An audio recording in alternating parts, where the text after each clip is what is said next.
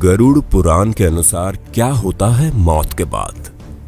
मृत्यु को लेकर हर किसी के मन में सवाल होते हैं और सदियों से इंसानों ने इनके जवाब ढूंढने की कोशिश की।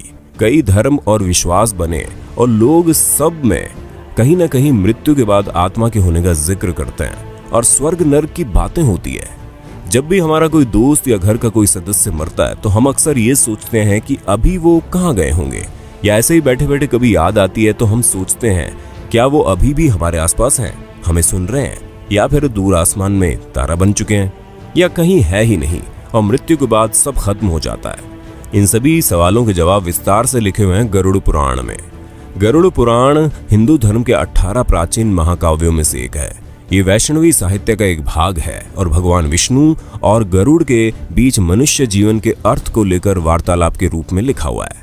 गरुड़ पुराण में मृत्यु के बाद जीवन, अंतिम क्रियाक्रम और पुनर्जन्म जैसी बातों पर विस्तार से चर्चा है। इसलिए हिंदू धर्म में इंसान की मृत्यु के बाद आखिरी क्रियाकर्मों के समय इसका उच्चारण किया जाता है। हमने आपके लिए गरुड़ पुराण से खासकर इन्हीं सवालों के जवाब ढूंढे हैं और इस वीडियो में बताने जा रहे हैं।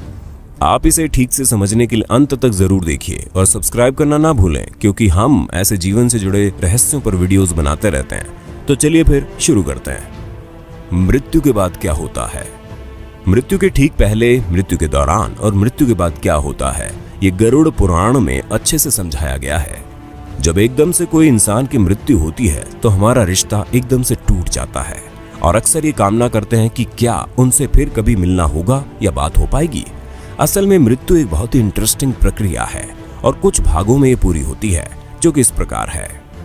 नंबर 1, अर्थ सोल चक्रों से डिस्कनेक्शन।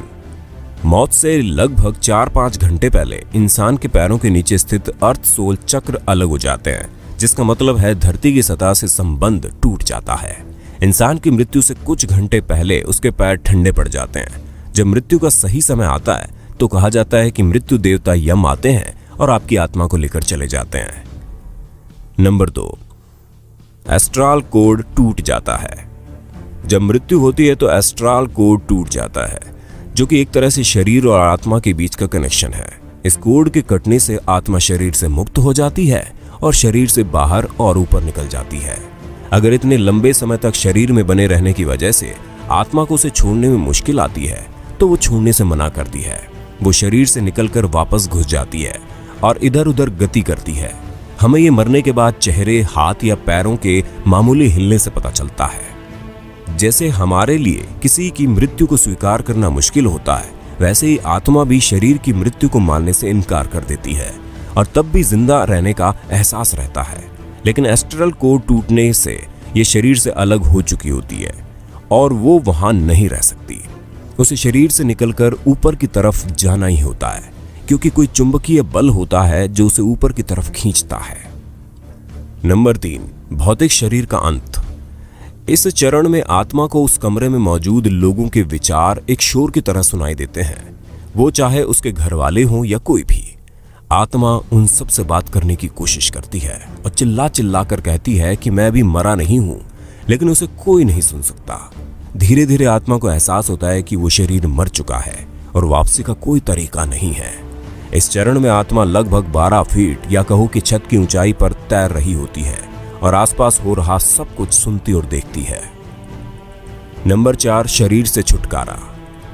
जब अंतिम क्रियाक्रम हो जाता है तो आत्मा मान लेती है कि उसका इस धरती पर रहने का माध्यम खत्म हो चुका है और वह शरीर जो उसने इतने सालों तक अपना रखा था अब पंच तत्वों में लीन हो चुका है।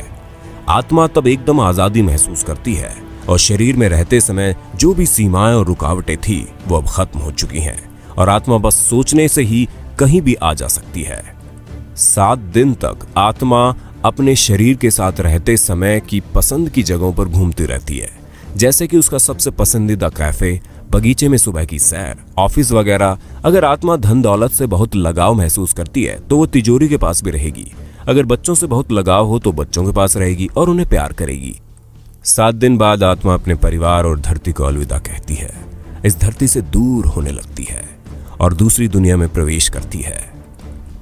नंबर 5, सुरंग। कहते हैं कि एक बड़ी सी सुरंग होती है जो आत्मा को एस्ट्रल प्लेन तक पहुंचने से पहले पार करनी होती है और इसलिए कहा जाता है कि मृत्यु के बाद के 12 दिन बहुत महत्वपूर्ण होते हैं। हमें सारे अंतिम संस्कार और रीति रिवाज ठीक से करने होते हैं और प्रार्थना करनी होती है। हमें आत्मा से क्षमा याचना मांगनी पड़ती है ताकि वो अपने साथ कोई भी नकारात्मक भाव जैसे कि दुख, क्रोध या नफरत अपने साथ न ले जाए। कम से कम उसके परिवार और नजदीकी रिश्तेदारों को यही करना चाहिए। ये सारे रीति रिवाज, प्रार्थनाएं, सकारात्मक ऊर्जा आत्मा के लिए भोजन का काम करती है और उसे आगे की यात्रा में मदद करती है। उस सुरंग के अंत में बहुत तेज रोशनी होती है जो ये दर्शाती है कि वो एस्ट्रल वर्ल्ड में प्रवेश कर रही है। लेकिन अगर उसके घर वाले रीति रिवाज और प्रार्थना नहीं करते तो आत्मा सुरंग को पार नहीं कर पाती और फिर यही धरती पर फंस जाती है। वो ना तो एस्ट्रल प्लेन तक पहुंच पाती है और ना ही धरती पर कोई शरीर में होती है, इसलिए धरती पर ही भटकती रहती है। इसलिए किसी की मृत्यु के बाद भी उसके परिवार को अपनी जिम्मेदारी अच्छे से निभानी चाहिए और उसकी आत्मा को अंतिम यात्रा में मदद करनी चाहिए। नंबर 6, पूर्वजों से मिलाप। मृत्यु के बाद 11वें और 12वें दिन हिंदू सभ्यता में लोग होम, प्रार्थनाएं और रीति रिवाज करवाते हैं, जिससे आत्मा अपने पूर्वजों, नजदीकी दोस्तों, रिश्तेदारों और मार्गदर्शकों से मिलती है। पहले से मृत पूर्वज उसका ऊपरी दुनिया में स्वागत करते हैं और गले लगाते हैं, जैसे हम धरती पर अपने दोस्तों और परिवार को बहुत समय बाद मिलने पर लगाते हैं। उसके बाद आत्मा अपने मार्गदर्शकों के साथ धरती पर पूरी की हुई जिंदगी को महान कार्मिक बोर्ड की मदद से गहनता से परखा जाता है। यहीं पर एक दिव्य प्रकाश की उपस्थिति में पूरा जीवन देखा जाता है। नंबर 7, जीवन का सार। यहाँ पर कोई जज नहीं होता और ना ही कोई भगवान। आत्मा खुद ही अपनी जिंदगी की समीक्षा करती है, जैसे पूरी जिंदगी वो दूसरों को जज करती थी। आत्मा अपने साथ हुए बुरे के लिए क्रोधित होती है और बदला लेने की इच्छा रखती है। किसी का जो बुरा किया है उसके लिए पछताती है और उसके लिए खुद ही सजा मांगती है। जैसे कि आत्मा शरीर से और अपने मैं से नहीं जुड़ी होती, इसलिए आखिरी फैसला उसके अगले जीवन का आधार बनता है और इसी आधार पर आत्मा ही अगले जीवन के लिए रूपरेखा तैयार करती है, जिसे ब्लूप्रिंट कहते हैं। हर घटना और मुसीबतें जो झेलनी होगी और हर चेतावनी जिसका सामना करना होगा इस एग्रीमेंट में लिखी जाती है। यहाँ तक कि आत्मा उम्र, व्यक्तित्व और हालात भी खुद ही चुनती है। उदाहरण के लिए किसी इंसान ने पिछले जीवन में किसी की बेरहमी से हत्या की और मरने के बाद जीवन की समीक्षा करते हुए उसे बहुत पछतावा हुआ और उसकी सजा खुद को देने के लिए आत्मा अगले जीवन में खुद की किसी बीमारी से ग्रस्त होने का दर्द देती है या अन्य कोई भी मुसीबत जिससे उसको अपने किए के लिए सजा मिले। खुद को खुद ही जज करके आत्मा ब्लूप्रिंट बनाती है। जितना ज्यादा पश्चाताप होगा, आत्मा खुद को अगले जन्म में उतनी कठिन सजा देती है। इसलिए कुछ गलत करने पर किसी को माफ करना और किसी से माफी मांगना बहुत जरूरी है और हमें अपने जीवन में इसे अपनाना चाहिए। अपने विचारों और भावों को शुद्ध रखना चाहिए क्योंकि हम उनको मृत्यु के बाद भी लेकर जाते हैं, क्योंकि वो हमारे कार्मिक बोर्ड पर छप जाते हैं। जब अगले जन्म का ब्लूप्रिंट तैयार हो जाता है तो कुछ समय खाली होता है, जिसे कूलिंग पीरियड कहते हैं। नंबर 8, पुनर्जन्म। एग्रीमेंट में हमने जो चुना है हम उसी हिसाब से जन्म लेते हैं। हम खुद ही अपने माता पिता चुनते हैं और माँ के गर्भ में या तो एग फॉर्मेशन के समय या चौथे 5वें महीने में प्रवेश कर जाते हैं, कभी कभी तो जन्म से एकदम पहले भी। ये ब्रह्मांड इसी तरह से डिजाइन किया गया है और हमारे जन्म के स्थान और समय से हमारी कुंडली बनती है, जो कि जिंदगी का ब्लूप्रिंट होती है। कभी कभी हमें लगता है कि हमारी किस्मत खराब है और हमारे ग्रहों में दोष है, लेकिन असल में वो बस आपके ही एग्रीमेंट का हिस्सा है। दोबारा जन्म के बाद अगर 40 दिन तक बच्चे को अपना पिछला जन्म याद रहता है और वो उसे याद करके अकेला होते हुए भी रोता है और हंसता है, उसके बाद पिछले जन्म की सारी याददाश्त चली जाती है और हम जिंदगी ऐसे जीते हैं जैसे हम पहले कभी थे ही नहीं। तो ये है जीवन और मृत्यु का सार, जैसे कि गरुड़ पुराण में लिखा है। अगली बार जब किसी दुख या समस्या के लिए भगवान या किस्मत को दोष दो तो याद रखना ये सब आपने ही चुना है और आपको ये स्वीकार करके उनका हिम्मत से सामना करना चाहिए और अगले जन्म में अच्छा हो सके उसके लिए अच्छे कर्म करें, सबसे प्यार से पेश आए। आपके घर वाले, दोस्त या हर कोई जो भी जीवन में आता है वो बस अपना किरदार निभा रहे हैं उस फिल्म में जो आपने ही लिखी है और डायरेक्ट भी की है।